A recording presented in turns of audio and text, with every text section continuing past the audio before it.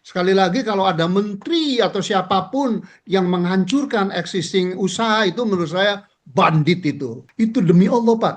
Saya Muslim Pak, demi Allah itu sumpah terakhir itu. Saya sedih tuh Pak. Di fakta pengangguran begini Pak.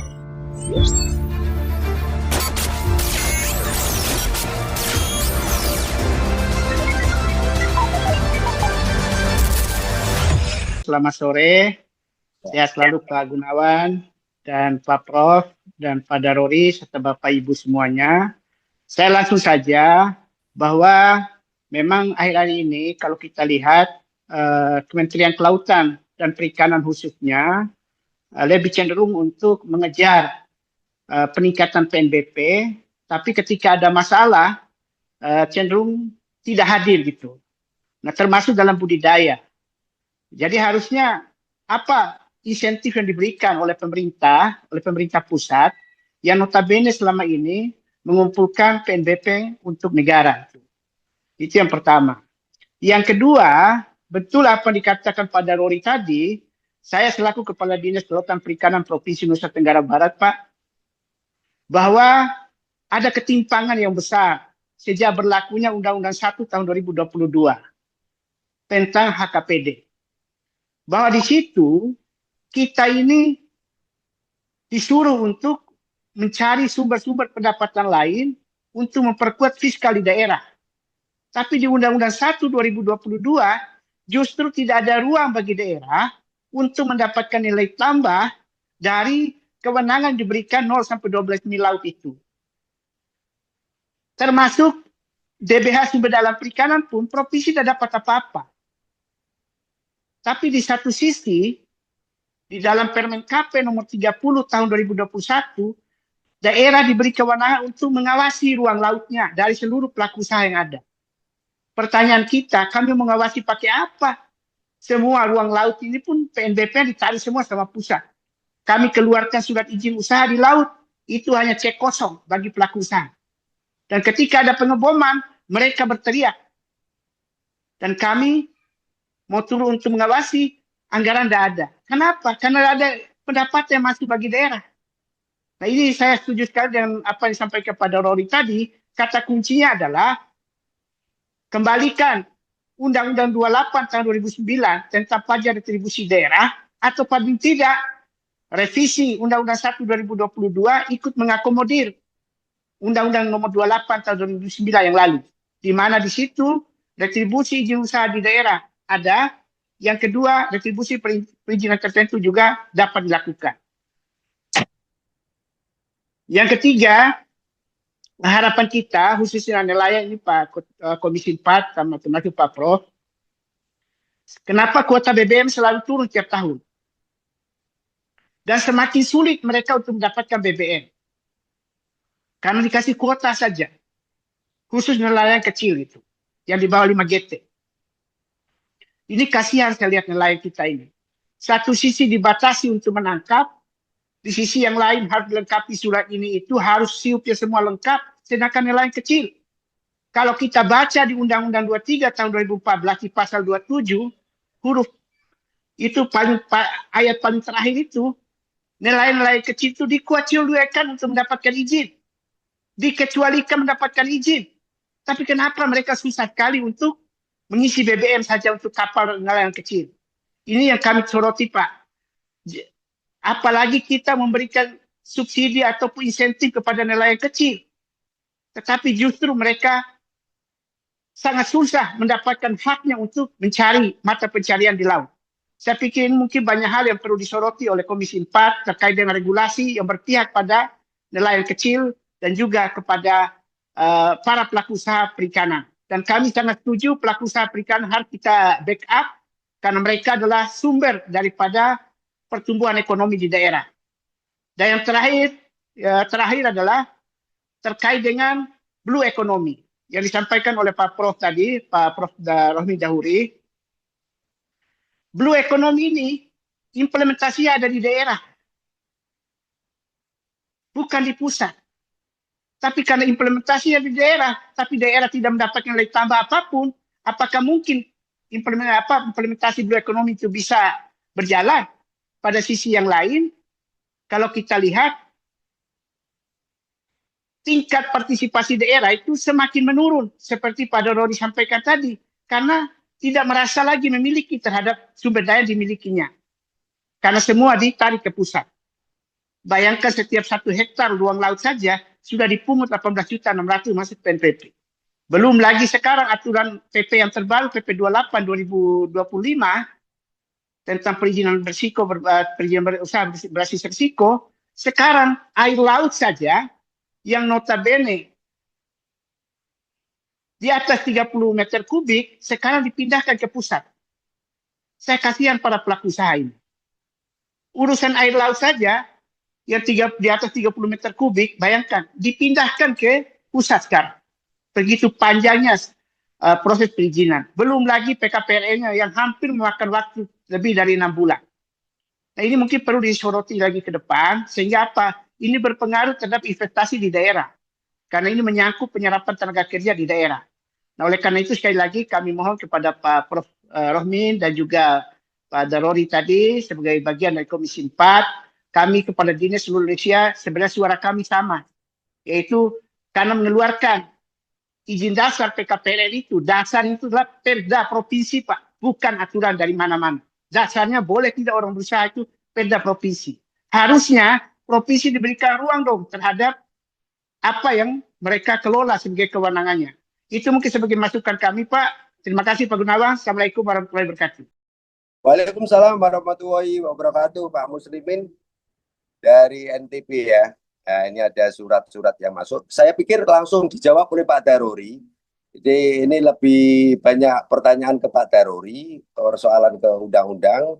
Jadi untuk menyikat waktu karena kita nanti selesai jam 5. Silakan Pak Darori. Ya, makasih teman kita dari NTB ya. Memang permasalahan itu setelah saya di Komisi 4 3 periode ini, itu yang saya perjuangkan. Kalau daerahnya disuruh-suruh tidak ada imbalannya, itu udah mengalami. Kami sendiri pernah jadi Kakanwil, pernah kepala dinas provinsi seperti itu. Ditekan suruh cari uang, tapi uangnya langsung ke Jakarta. Kita entah dapatnya apa gitu ya. Nah, bagaimana kalau ke depannya tadi yang saya katakan, dan ini di Undang-Undang 32, PP-nya akan keluar 50% untuk pusat, 20% untuk gubernur, 30% untuk bupati. Jadi bisa menggunakan langsung untuk kepentingan apa yang ada terjadi, misalkan masalah kelautan, pembinaan, dan sebagainya. Kepala dinas itu udah punya, kalau banyak memasukkan uangnya, banyak menerima uang gitu. Jadi ada semangatnya gitu. Tapi kalau selama ini saya lihat itu, ditegur, pemasukannya kurang, tapi kalaupun dapat dari APBN, tapi kan lain, dapatnya itu langsung bulat ke gubernur gitu. Jadi saya kira saya pahami semua, dan itu nanti saya kira ada Pak Prof. Rohmin kita bawakan ke rapat di Komisi 4 dengan Menteri KKP, kita sampaikan ya apa yang teman-teman sampaikan, dan juga saya senang kalau memang akan mengadakan audiensi lagi dengan Komisi 4. Silakan suratnya bisa dibawa ke saya atau Pak Rohmin biar kita jadwalkan, karena banyak yang udah mau masuk, udah ada 8 usulan yang akan masuk dari berbagai daerah yang akan bertemu dengan teman-teman dan Ibu Ketua Komisi 4 gitu. Jadi biar clear. Dan juga surat itu karena ini eksekutornya kan pemerintah. Tolong juga diinfokan ke pemerintah. Jadi apa yang nanti kita dapatkan masukan, kita akan memanggil pemerintah. Ya. Jadi makanya harus tegas, jangan sampai nggak jelas nanti. Usulannya konkret dan kita minta ke pemerintah ini dilaksanakan. Karena ini adalah kebutuhan yang ada di daerah yang perlu dilakukan gitu. Saya kira itu Pak, terima kasih. Siap, terima kasih Pak. Terima kasih Pak Darori dan Pak Rohmin. Saya pikir sudah cukup ya mewakili dari Pak Andi, Pak Muslim, dari NTB dan sebagainya. Masih kayak misalnya teman-teman masih belum ada puas kalau yang punya kontak kami di Yayasan Waskita melalui podcast Manipol News maupun di LBH Indonesia Menggugat, kami siap untuk menampung teman-teman, membawa aspirasi. Ya, untuk Pak Daruri, surat sudah kami susun, tinggal memasukkan, nanti baik PDF maupun secara kopinya kita akan punya WA-nya. Ya. Ada tulisannya akan kami berikan ke Bapak-Bapak, Lantas mungkin kita akan membawa teman-teman yang berkepentingan. Saya akan mendaftar, jadi tidak bisa sebanyak-banyaknya seperti dulu. Kita akan mewakili yang cukup berkepentingan. Saya akan mengkritisi sebelum saya tutup ke pertanyaan Pak Darori maupun Pak. Ini kalau memang kita sebagai elemen bangsa, bahayanya dengan keterbukaan ini, mungkin kasus Cikandi ini kita perlu kewaspadaan intelijen kita. Itu jangan-jangan sebuah permainan, karena memang sekarang Bapak-Bapak, untuk membuka usaha di Vietnam itu bermodal KTP sama rekening bank aja sudah cukup. Ya kan? Kasarannya Anda mau berbisnis apa? Kami antar, ayo, dan sebagainya. Begitu pelayanannya yang dilakukan oleh Vietnam dan Thailand. Sementara untuk apa yang disampaikan oleh Pak Prof. Rohmin tadi, di Indonesia ini harus berbelok-belok lewat meja sana, meja sini, dan sebagainya. Kapan kita bersaing gitu?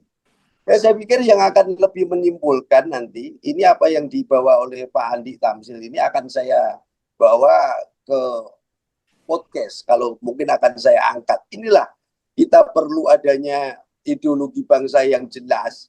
Kita mudah-mudahan tidak menjadi komprador bangsa. Indikasi-indikasi itu ada.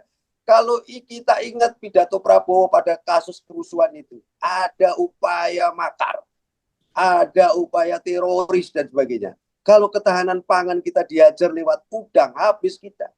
Ya kan? Belum lagi nanti untuk lingkungan hidup, kita harus punya sertifikat yang namanya bank oksigen dan sebagainya. Kita nggak punya itu. Dan kita nggak bisa ekspor kemana-mana, Bapak-Bapak. Ya kan? Akhirnya dicap, oh jangan beli udang dari Indonesia, nah, radiasi dan sebagainya. Jangan beli makanan dari Indonesia karena tanamannya tidak punya bank oksigen yang ada di PBB dan sebagainya. Saya kira itu kesimpulan dari diskusi. Pak Gunawan, 1 menit. Pak Gunawan, 1 menit, Pak. Pak Andi. Ya, hanya ingin menitip lagi Pak, mempertegas saja ke yang terhormat Pak Darori dan Pak Rohmin bahwa sekarang ini Pak, banyak pertanyaan dari petambak udang di Indonesia. Ya sekarang yang lagi persiapan untuk menebar, apakah kami bisa menebar nih untuk di bulan Oktober November ini? Karena mereka sangat khawatir kalau kasus radioaktif ini tidak selesai, berarti kan tidak ada harapan untuk terjual, harga sangat turun dan seterusnya. Jadi sekali lagi Pak, mohon sekali Pak Rohmin, Pak Daruri, kasus radioaktif ini betul-betul diperhatikan. Dan dari tempatnya Pak Muslim itu Pak Saudara Kulasal, 4 Pak Muslim, 4 bupati yang menyurat ke Presiden Pak terkait dengan radioaktif ini ya Pak Muslim ya. Siap. Di Lombok kita ada 4 bupati, Pak Darori, Pak Rohmin yang sudah menyurat langsung ke Presiden. Itu yang kami tahu, dan bisa jadi ada yang lain lagi Pak. Itu sudah sekitar 2 minggu yang lalu Pak. Begitu prihatinnya, bukan hanya kami Pak, pemerintah daerah pun sangat prihatin dengan kasus radioaktif ini. Ya terlepas dari tadi kasus tadi kata Pak Gunawan macam-macam, yang penting kan udang kita Pak bisa terbeli dan bisa lagi dikirim ke luar negeri, karena banyak sekali Pak orang yang tergantung hidupnya di industri udang ini Pak. Terima kasih Pak Daruri, mohon maaf kalau ada yang salah Pak. Pak Rohmin, terima kasih banyak Prof. Assalamualaikum warahmatullahi wabarakatuh. Waalaikumsalam warahmatullahi wabarakatuh. Mas Gun, sebelum ditutup boleh setengah menit ya Mas ya? Boleh, Bro. Nah, pertama saya kira dari Ibu Johan, Pak Daruri dan semua kita ada good news, ada berita baik ya, bahwa kasus serupa dengan di Karimun Jawa, kalau di pesisir barat Lampung malah lebih parah Pak, karena itu ada di Taman Nasional Tangling gitu ya. Itu keputusannya udah disepakati oleh kepolisian, oleh kejaksaan, oleh gubernur, oleh KKP dan seterusnya, bahwa yang sudah ada diteruskan itu. Tapi yang kedua nggak boleh lagi membuka baru. Itu kan persis seperti rekomendasi saya, dan logika Prabowo memang gitu. Sekali lagi, kalau ada menteri atau siapapun yang menghancurkan existing usaha, itu menurut saya bandit itu, penjahat itu. Di tengah kemiskinan, pengangguran, kurang gizi begitu. Jadi Pak Daruri pun harus tandem dengan saya di komisi Pak, ini nggak boleh melintut lagi Pak, bahwa soal tambak Karimun Jawa, mohon maaf karena Bapak dari kehutanan lalu tetap tambak di penjara, jangan Pak. Jadi kita harus kompak bahwa ada presiden baik di kasus Lampung, bahwa yang sudah ada Pak, mereka tuh menjerit Pak, puluhan miliar mereka utang dari bank tuh, belum kembali ditahan, dan kita tahulah kalau pengusaha udah di penjara kan susah. Itu demi Allah Pak, saya Muslim Pak, demi Allah itu sumpah terakhir itu. Saya sedih tuh Pak, di fakta pengangguran begini Pak. Jadi kita harus ini bawa sebagai kesimpulan, kalau nggak ada kesimpulan Pak. Kami di Komisi 4 dengan seizin Pak Darori akan memperjuangkan untuk Karimun Jawa ini, bahwa yang ada diteruskan dengan memperbaiki, Pak Pandi Tamsil memperbaiki sistem pembuangan, FCR yang saya sarankan tadi itu. Yang kedua Pak Muslim, soal BBM, Ya, Pak Prof. Andi Tamsil saksinya itu kan saya tanda tangan dengan Pak Purnomo di depan Megawati itu. Ada 1.270 titik SPBU tuh Pak. Zaman saya jadi menteri hanya 4,5 tahun kan baru 300. Nah sayangnya kan menteri berikutnya tidak melanjutkan. Nah sekarang menjerit lagi. Jadi itu harus kita, dan itu Pak Daruri mohon izin, bukan hanya BBM, sarana produksi nelayan Pak, di seluruh negara maju. Saya 5 tahun Pak Muslim kuliah di Kanada soal perikanan yang lotok itu. Ya, Prof. Siap, Prof. Ini Pak Hutan, Pak Kebun, nelayan, Mas Gunawan, itu pemerintah yang benar itu menyediakan sarana produksi dengan kualitas top, harga relatif murah, dan kuantitas yang terjamin. Itu yang harus kita lakukan di Komisi 4 itu. Iya kan? Nah, lalu di sisi hilirnya industri pengolahan, pasar itu dijamin. Ya. Lalu di sisi tengahnya on farmnya kita bantu teknologi budidaya, teknologi penangkapan, hanya 3 jurus itu. Nah, cuman kan bener Darori itu menteri kan nilainya merah semua Pak Guntur. Nah, bukan salah kita, salah bosnya Pak Darori, salah Pak Prabowo itu. Ya demi Allah Pak saya itu. Ngapain Raja Juli yang jadi Menteri Kehutanan, harusnya kan Pak Darori gitu. Oh, enggak lah. Nah, jadi sekali lagi Pak Muslim, nanti bukan hanya BBM, kalau keinginan kami di Ya, Komisi Prof. 4 Siap, Prof. maunya semua sarana produksi. Makanya saya berulang kali ngomong, yang namanya pelabuhan perikanan tuh jangan hanya tambat labuh kapal, tapi harus menjadi kawasan industri terpadu Pak, di mana Siap, sarana siap. produksi disediakan, hilirnya ada pabrik es, cold storage, industri pengalengan kalau perlu ya, dan yang lebih penting ada buyer Pak. Hanya itu yang bisa menyelamatkan rakyat kita dari kemiskinan. Saya sepakat dengan Pak Darori, 3 kantong kemiskinan di Indonesia itu nelayan nomor 1, Iya. nomor 2 petani, nomor 3 buruh Pak. Kami dengan Pak Darori disaksi itu kita kayak singa di padang pasir Pak. Cuman Iya. kan di Komisi 4 itu betul itu. Ada panja kehutanan, panja pangan. Saya panja pangan nggak boleh hadir panja kehutanan Pak Daruri. Kan saya jadi gimana itu? Pak Daruri menjerit-jerit karena kita tandem. Yang tahu konsep kehutanan, ya insya Allah kita berdua aja. Tapi nggak bisa Pak gitu. Aneh bin ajaib tuh Indonesia itu. Iya. Nah, jadi saya ngomong gini pun Pak Daruri sengaja karena rakyat, kepala dinas kan seolah-olah DPR tuh bisa menyelesaikan segala macam Pak Ditaksil. Di Komisi 4 aja di kotak-kotak begitu tuh Pak Muslim tuh. Saya udah Pak, kan kita lagi revisi 2 undang-undang tuh, undang-undang kehutanan dan undang-undang pangan. Saya masuk di pangan, hadir di kehutanan nggak boleh itu. Bayangin nggak tuh? Ini saya ini Pak Andi, karena di grup kita di Marikultur terutama ada teman kita loh nyinyir terus sama DPR. Kita sih ya Allah benar-benar ya udah berjuang ini. Tanya Pak Daruri, saya selalu dekat tuh, Prof jangan terlalu panjang ngomongnya. Saya bilang gimana Komisi 2 bisa panjang lebar gitu itu loh Pak.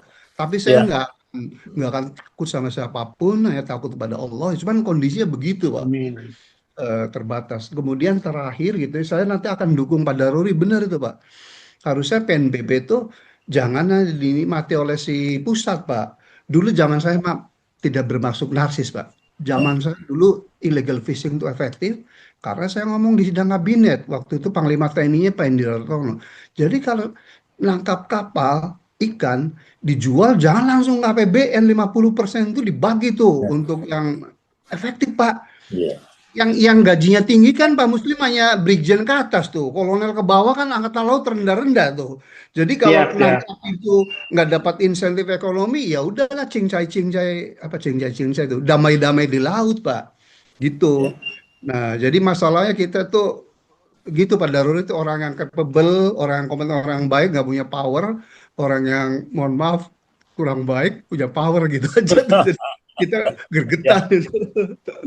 Ya saya sedikit ya, Pak, boleh? Monggo, Pak Daruri. Jadi begini, kita kan ada pansus agraria, itu semua akan diatur kayak anggota pansus. Saya akan ada usul, saya tanya sama Bapak, kalau ada orang tinggal di dalam Taman Nasional udah bertahun-tahun, dan situ ada gajah harimau, diusir nggak? Undang-undangnya diusir. Tapi saya punya konsep bukan begitu. Kalau itu nambah permasalahan baru. Bagaimana kalau orang yang sudah Bertahun-tahun. ya orangnya kita pindah, karena ini kebun banyak yang disita, kasih aja satu orang, satu keluarga 2 hektar, 1 bulan 10 juta. Mau nggak? Mau. Jadi menyelesaikan masalah jangan sepotong-sepotong. Mudah-mudahan di pansus saya diterima. Kalau enggak ya itu usulan saya. Jadi Betul. kita jangan memindahkan masalah. Banyak itu seperti yang nggak sesuai tempatnya di hutan lindung misalnya, longsor banjir. Kita pindahkan. Pindahnya kemana? Kasihkan kebun. Kita 3,7 juta hektar baru disita. Diambil alih oleh negara. Ya apa semuanya mau dikelola negara, kasihkan ke rakyat 1 orang 2 hektar, udah saya kira nggak ada yang nolak itu. 1 bulan bisa 10 juta, 5 juta panen sawitnya gitu. Inilah contoh. Banyak lagi nanti di pansus. Maka harapan saya Pak Romin kok di pansus, kok saya lihat namanya nggak ada Pak. Saya kirim, baru saya kirim itu. Mungkin bisa direvisi. Gerindra yang usulkan ke PDI kalau gitu. Iya, udah nanti saya ngomong sama Pak ya, teman saya juga itu satu dapil. Ya, satu dapil itu di Jawa Tengah gitu. Betul tuh, ketua fraksi tuh, betul tuh. Kalau di Lampung Pak ada tanah enklat tuh. Banyak yang dimakan harimau Pak penduduknya itu Pak. Makanya Karena sekarang kalau harimau mindahin harimau kan direlokasi. Nah sekarang orangnya diwongke jadi dipindah, digotong itu, diwongke, carikan tempat yang bisa menghasilkan, antara lain kebun yang disita oleh negara, diambil karena tidak prosedur, dibawa ke situ. Ini nanti kita akan minta kepada daerah-daerah masing-masing untuk mendata hingga pansus merekomendasi pada pemerintah apa yang harus kita lakukan. Saya kira gitu ya. Terima kasih. Ya, baik. Terima kasih Pak Darori, terima kasih Prof. Rohmin Dahuri, serta kawan-kawan semuanya yang hadir di forum diskusi podcast Manipol News Waskita. Karena ini waktunya terbatas ya, mungkin banyak aspirasi yang begitu berkembang di masyarakat yang memang harus didengar langsung oleh Bapak-bapak yang ada di legislasi di sana ya. Tentu saja mungkin forum-forum yang semacam ini akan lebih intens kita akan hadirkan. Sebenarnya pada sore hari ini banyak sekali ya kita hadirkan dari Komisi 2 dan lainnya. Namun juga karena berhalangan mungkin di tema-tema tertentu nanti kita akan bisa hadirkan. Dan terima kasih. Saya kira nanti forum ini kita akan suarakan melalui media-media sosial yang kita akan nanti editing tentunya. Nanti itu pun juga bisa nanti kawan-kawan bisa share lebih banyak sehingga ini bisa masif. Terima kasih. Saya kira kita tutup dengan alhamdulillahirabbil alamin. Sebentar dulu. Tadi dari Pak Nurdin dari Sukabumi dan beberapa di chat grup minta bahan saya. Nanti saya kirim ke Mas Gunawan ya, atau siap ya. Ini ada permintaan untuk tadi ya yang sudah di share screen. Nanti insya Allah nanti baik, terima kasih. Kita dikirim aja nanti Pak Prof di Pak Gun, nanti kita akan coba kirim. Siap. Baik, saya kira demikian. Satu lagi mohon izin Pak, lagi Pak untuk Prof Romin, mohon petunjuk Prof. Ya, mohon izin Prof, bagaimana kita off dulu atau tetap nambah ya Prof? Dengan situasi yang seperti ini. Petunjuk. Baik, ya. 1 menit. Silakan. Pertama, siap Bu Johanna. I wish I had that power. Saya harap saya punya itu. Dengarkan dulu Bu Johanna. Itu powernya ada di eksekutif, di menteri gitu. Tapi kita akan dorong. Cuman kalau pertimbangannya dari sisi produksi, harusnya yang pernyataan Ibu terus, karena yang existing yang sudah ada kan diteruskan kata Ibu tuh sesuai dengan saran saya. Tetapi kalau minta pertimbangan soal harga turun 40% karena tuduhan radioaktif, ya saya nggak bisa menjawab. Dan Pak Darori saksi saya cesium sejak awal itu. Waktu rapat dengar pendapat tanya beliau tuh, saya udah ngomong ke Pak Menteri itu harus cepat di ini, tapi tidak ini. Dan saya demi Allah Pak Darori, untuk semangat kita aja, tahun 2002 Pak, waktu saya jadi Menteri, Pak Andi Tamsil, kita hampir aja karena tuduhan dumping, Pak. Saya utus Mbak, yang ini namanya nyawanya Prof. udah di tenggorokan Pak Rohmin, jujur aja ini Pak. Nah, makanya itu maksud saya Bu Johan, saya Iya. jelaskan, sayangnya kami DPR nggak punya power itu, yang punya menteri, makanya kita marah-marah tuh. Tanya Pak Iya, Daruri betul, itu, saya betul. ke Amran, marah ke Pak Betul. Trenggono ya. Betul. Cuman kan itu, nah, harusnya kan Kayaknya itu Pak Rohmin gimana mesti kalau maju bener? lagi nih Pak. Prof Rohmin ini Sama dengan Pak maju Daruri Iya, nasib iya. kita tuh. Kalau di Iya. bidang lagi Prof. kehutanan, mohon maaf, saya bukan karena dapat beliau kemana aja itu. Siapa yang ngalahkan Pak Daruri soal kompetensi dan passion gitu. Hmm. Ya kalau soal kelautan perikanan silakan Ya. Ibu yang Bapak Ya menilai. apa lah, Cuman Pak kan Rohmin lah, guru saya itu.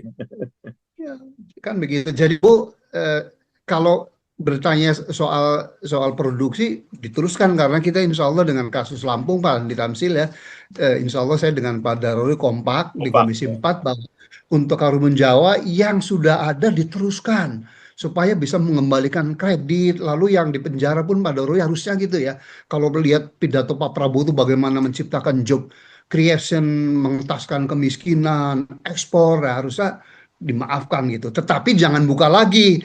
Yang kedua Pak Muslim, petambak yang ada Pak di Tamsil kita bantu supaya jangan membuang limbah.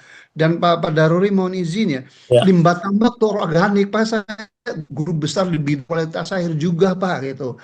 Nah sementara nikel yang merusak habis-habisan Ya itu, ya. enak aja nggak ada yang di penjara itu kan. Gila. Betul, betul.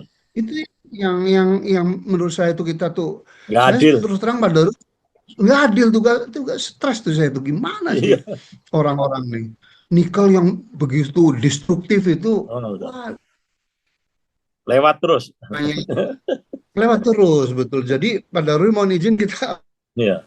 nanti kompak bahwa untuk Siap. kasus Karimun Jawa tuh yang sudah ada diteruskan dengan perbaikan, tapi dilarang tuh untuk membuka lagi itu cukup 44 hektar gitu kan Pak Andi Tamsil, clear ya? Nah Clear. begitu. Nah Oke. yang Lampung gitu. Saya kira gitu, mohon izin, terima kasih. Ya, terima kasih Prof. Mohon maaf ya, mungkin Ya. banyak sekali ya. Saya kira waktu terbatas. Nanti di sesi yang lain kita coba diskusikan lagi. Terima kasih Bapak-Bapak semuanya karena keterbatasan waktu dan masih ada aktivitas yang lain. Mohon maaf, terima kasih semuanya. Pak Gun, kita tutup. Saya kira kembali, mohon Pak Gun, ada kata terakhir statement Pak Gun. Ya, baik. Kalau begitu langsung ditutup aja. Mas Wadud disimpulkan, nanti kita akan share ke masing-masing teman-teman yang ada di grup ini. Ya, selanjutnya untuk waskita, yayasan kita maupun LBH Indonesia Menggugat akan segera bersurat yang nanti akan kita sampaikan ke Pak Daruri maupun ke Prof Rohmin. Ya, untuk teman-teman yang mau memberikan masukan atau data tentang persoalan-persoalan yang mau diangkat, persilakan. Saya pikir gitu, Mas Wadud, mohon maaf ada gangguan di HP saya. Blank ya, bisa tadi, tapi saya sudah membuat sebuah kesimpulan-kesimpulan yang akan kita bawa ke saudara-saudara kita, Bapak Ibu kita yang ada di perwakilan kita Senayan DPR RI. Silakan Mas Wadud ditutup langsung. Ya, Kalau baik. memang Terima kasih Pak Gun. Saya kira sudah cukup nanti kesimpulan notulensi dari podcast kita sore hari ini. Nanti akan kita editing videonya dan beberapa statementnya. Terima kasih semuanya. Mohon maaf ya, kita akhiri. Assalamualaikum warahmatullahi wabarakatuh. Selamat sore semuanya. Selamat. Waalaikumsalam. Waalaikumsalam. Waalaikumsalam. Terima kasih Prof. Assalamualaikum. Salam. Daruri, Andi, teman-teman. Siap. Sampai Ya. jumpa. Ya. Berjuang terus. Ya, bagus ya. Untuk kebaikan. Ya. Siap. Terima kasih banyak. Ya, makasih Pak Johan. Ya. Oh.